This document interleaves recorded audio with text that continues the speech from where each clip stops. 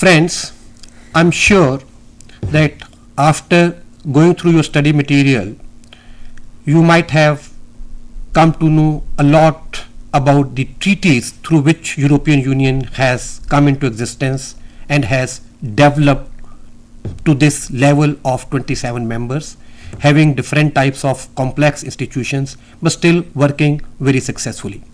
I'm also sure that you might have already watched the video program given to us by Dr. Michael Roop on the institutions of European Union. It's a matter of great pleasure and honor for us that Michael Roop has also agreed to give us another program on treaties. As already informed you in the earlier video, Michael Roop is Administrator, Committee on Foreign Affairs and Subcommittee on Human Rights of the European Union. It's a matter of great honor and satisfaction for us that he has agreed to give us these talks for our students. Friends, you have already read, or you might be reading very soon, that European Union has come to extensive existence and developed through various treaties. Of course, the story goes back to 1951 when the first treaty was signed on 18th April 1951 in Paris, which came into force on 23rd of July of 1952. And thereafter a process has been going on, and as late as only last year this Treaty of Lisbon was signed. Of course, this treaty is still not mentioned in your written course because it was printed before that. But I think Michael will be telling us more about that treaty. But like Michael, before that, I think students will like to know from you how this process of treaty making in the creation of European Union has gone and what role different types of treaties have played in step-by-step development of European Union, which has reached at this level of 27 members and also playing a very significant role in the international community and world affairs. Absolutely.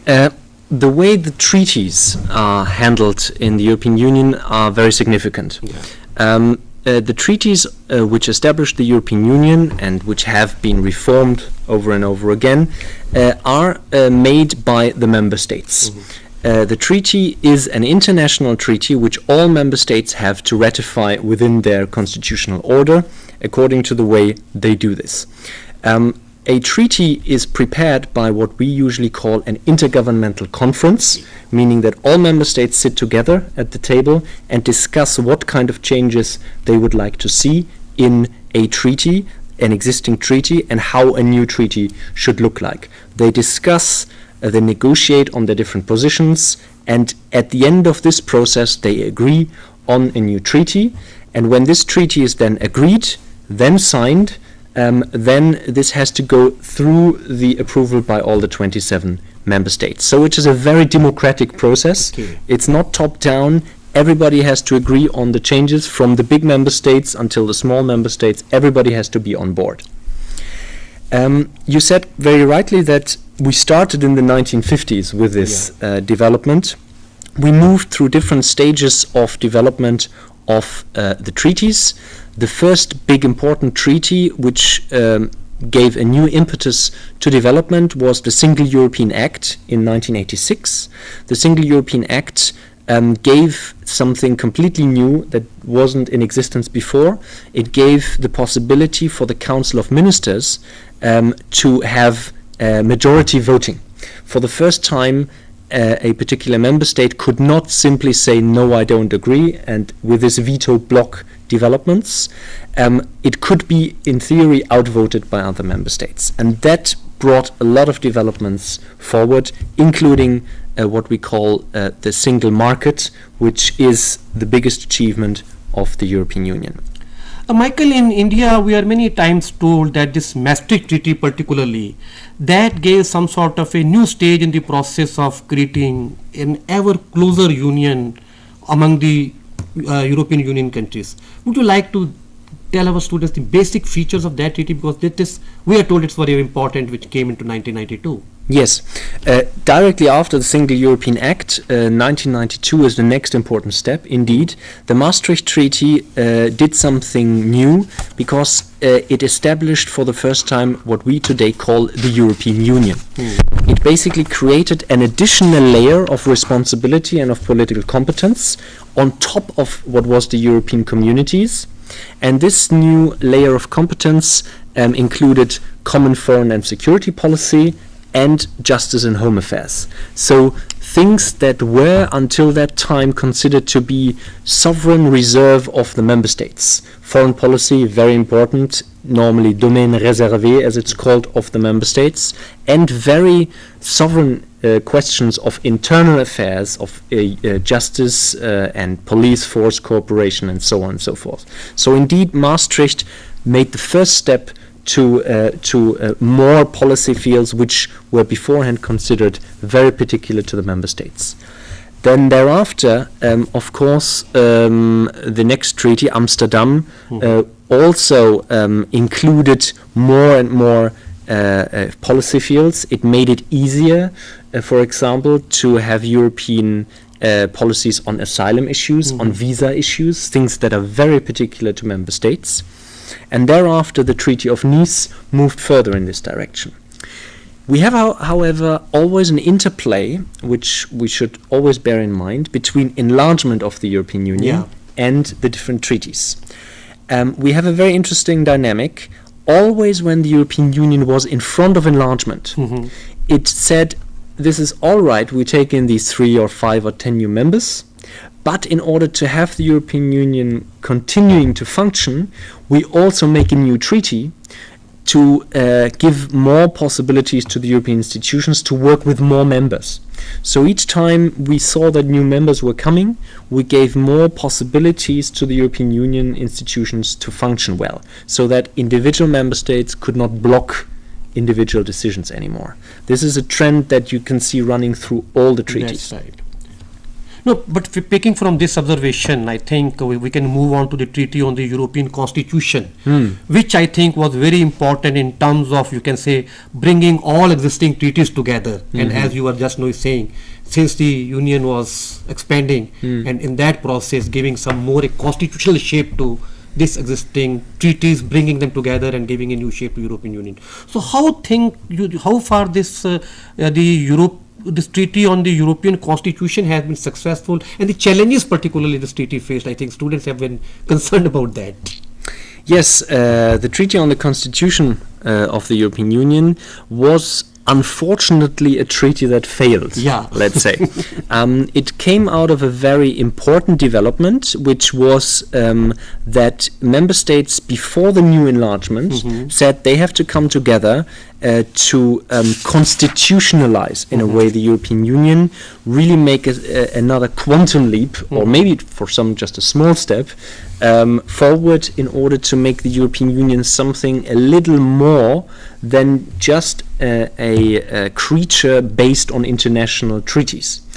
So what actually happened was that a convention was called together, where member states, the Commission and the Parliament had representation. They debated a text. They came up with a constitution for the European Union. This was then brought into an intergovernmental conference, as I said a little earlier, and then the member states decided to proclaim this constitution and to sign it.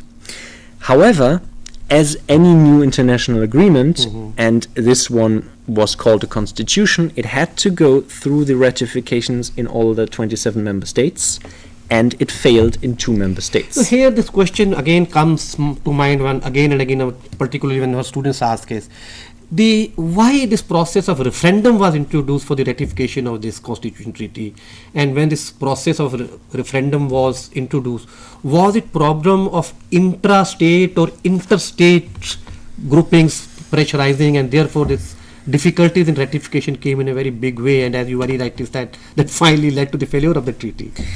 In this case, of course, the final decision how you ratify a treaty rests with each individual member state. Okay. We had member states who said this is such an important new treaty, it's a new constitution, so we cannot just have parliamentary approval, we have to go through a referendum so that the people gives legitimacy.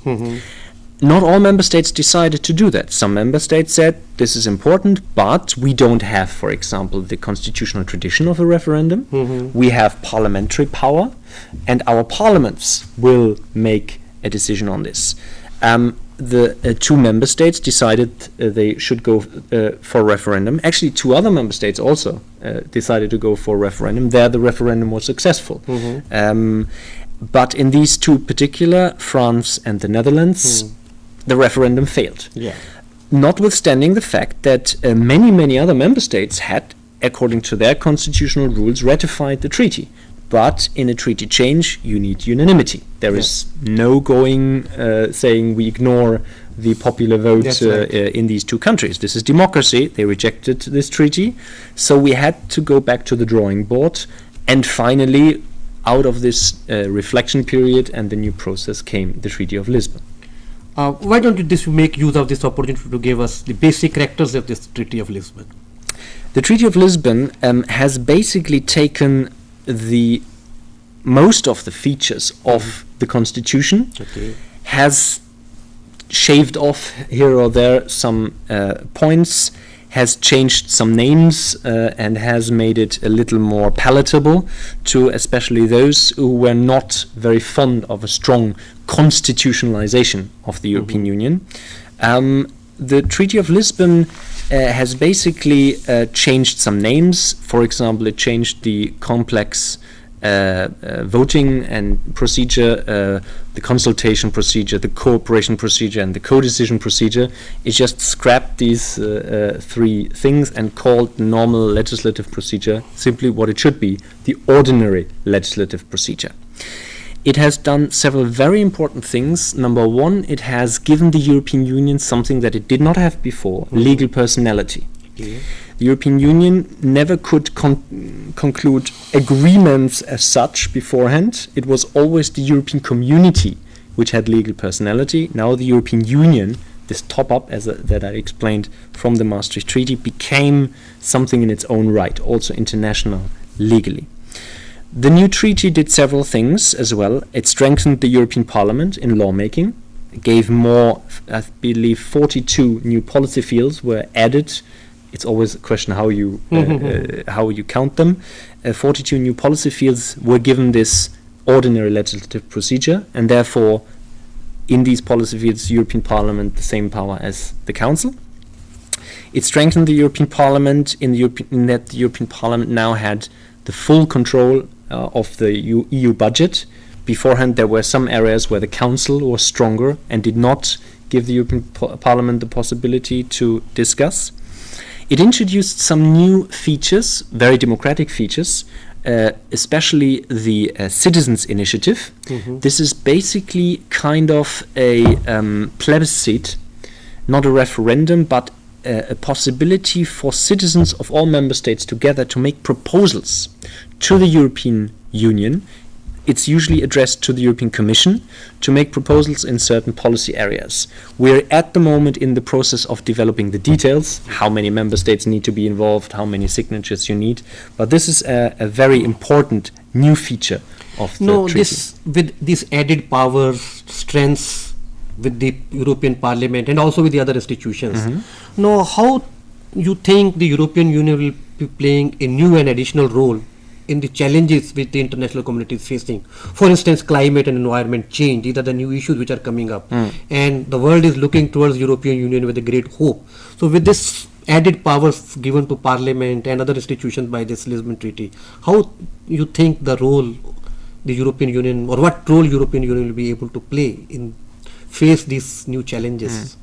Indeed, you say absolutely rightly, the Lisbon Treaty gives new possibilities. It also created 2 new posts, very importantly, and it changed the role of one particular grouping and made it an institution.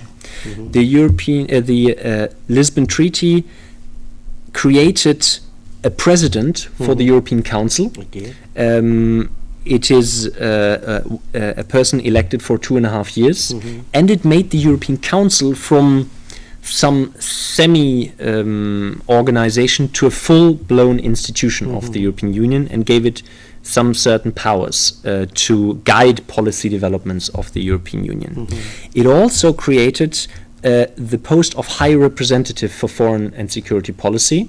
This is the British Commissioner Baroness Ashton, and Cathy Ashton is not only High Representative for Foreign Policy, but at the same time Vice President of the European Commission for Foreign Affairs and External Relations. And in this capacity, she will be, and already is since 1st of December 2009 when she was nominated, the outside face of the European Union. She is now representing the European Union at all important international conferences. She, together with the President of the Commission, for example, as you said, will go to the climate change negotiations over the next couple of years and present the European Union policies and proposals at these climate change conferences.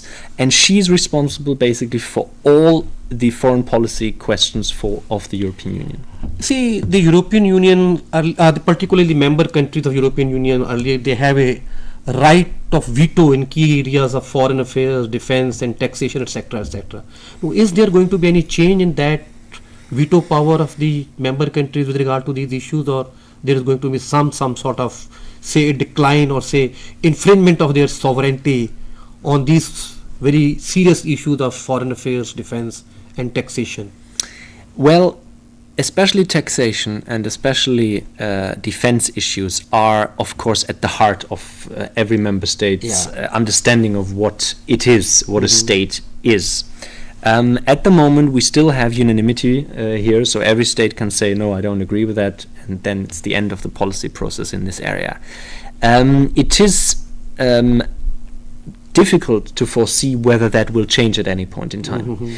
We have already many policy fields where the member states can no longer have a veto and will have to agree to certain things.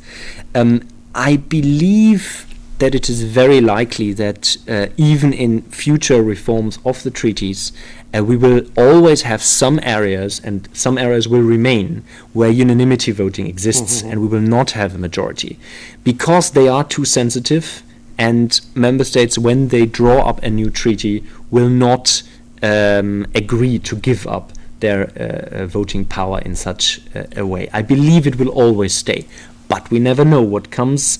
In the current crisis as well, for example, for the euro, we see many new policy developments which would have been unthinkable 3-4 years ago. No, recently what has happened in Greece, for example, that was again a very serious issue and serious challenge for European Union to deal with. In the light of that, do you feel that some sort of new changes or say developments to deal with the situations, type of situation which came up in Greece, and the background of that, some new developments are envisaged? Absolutely. We already see many new steps forward. We see that the European heads of state and government of the Euro group, our group that are of the countries who run the euro, who have the euro as the common currency, have already agreed many new steps which we wouldn't have had in the treaty as such. We have already agreed on stronger budgetary surveillance. There are new proposals from the Commission, from Commissioner Olli Rehn, the Commissioner who is responsible for economic and monetary union issues. He has put on the table new proposals to strengthen financial control of member states, to move as far as looking into the accounts of member states. It is not yet adopted, but we see the policy developments, and we see major member states like France and Germany already agreeing that new initiatives need to be envisaged, and also already new treaty changes might be in the offing. Now, since you have mentioned about this Euro group, a large number of students in India, they keep on asking that ultimately how only one currency is working. A large number, of course, all European Union countries have not become as yet a member of the Euro group, but still they keep on asking this question that what is the way in which the same currency is acceptable, or say working in this large number of countries. So this is some sort of a new understanding for the Indian students. Would you like to explain that how this euro came into existence and how this is working in a common currency working in a number of countries? Here, the euro has been basically brought into existence by the Maastricht Treaty that was mentioned earlier. The Maastricht Treaty set in motion a several-step policy towards introducing one common currency. At the end of the 1990s, the currency rates were locked against each other and could not be changed anymore. So the exchange rate was fixed.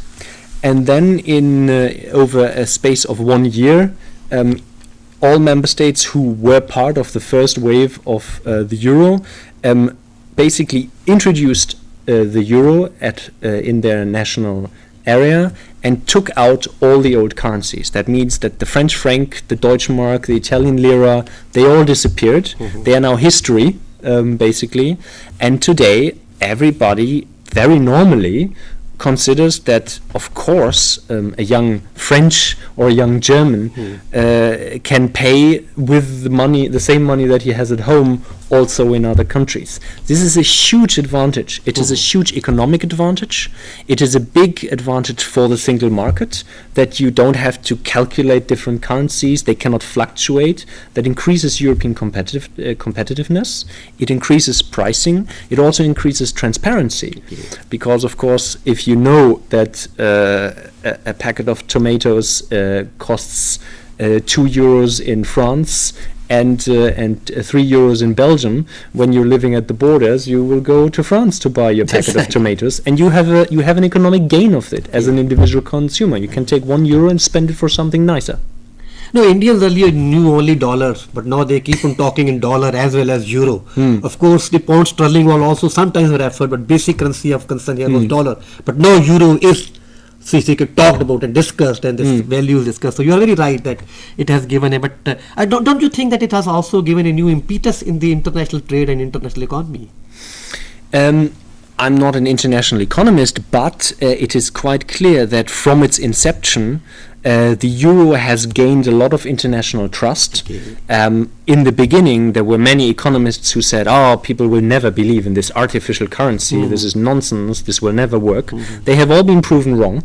Today, all major countries, all major trading partners of the European Union have their currency reserves in denominations of dollar, but also in euro. They hold some Swiss francs. They will hold some pounds.